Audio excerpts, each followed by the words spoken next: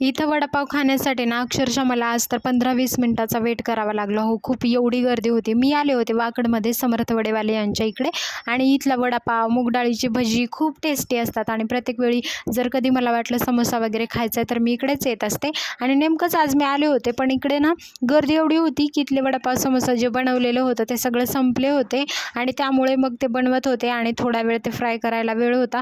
मला खूप वाट बघावी लागली आणि दुसरे कस्टमरसुद्धा जे होते ते सुद्धा ऑर्डर देऊन वेट करत होते. तुम्ही जर इकडे जवळपास राहत असाल किंवा पुण्यामधला तुम्ही जर समर्थ वडेवाले यांचा कधी वडापाव टेस्ट करायला जर जवळपास कधी असाल तर नक्कीच एकदा या. खूप छान टेस्टी असा वडापाव असतो आणि खरंच यांची मूग डाळीची भजी तुम्ही इथे आल्यानंतर एकदा नक्की टेस्ट करा. खूप छान टेस्टी असतात आणि आज माझ्या मिस्टरांनी क्लिनिकवरून येताना मला म्हटलं होतं की मूग डाळीची भजी घेऊन ये, पण ती खूप वेळाआधी बनवलेली होती त्यामुळे मग मी ती काही घेतली नाही आणि समोसे गरम गरमच रेडी झाले होते त्यामुळे मी म्हटलं समोसे घेऊनच मी जाईल. डाळीची भजी जी आहेत ते नेक्स्ट टाईम मी नक्कीच ऑर्डर करेल असं म्हटलं आणि मग नंतर समोस्याचीच ऑर्डर दिली. इकडे तुम्हालाच ऑर्डर देता देता म्हणजे खूप वेळ जातो आणि वेटसुद्धा करावं लागतं कारण इथले वडापाव, समोसा खरंच खूप टेस्टी असतात आणि फ्रेशसुद्धा. कारण समोसा खाताना त्याच्यामधलं जे भाजी वगैरे बनवलेली असते ते फ्रेश असणं खूप गरजेचं आहे आणि तसंच होतं.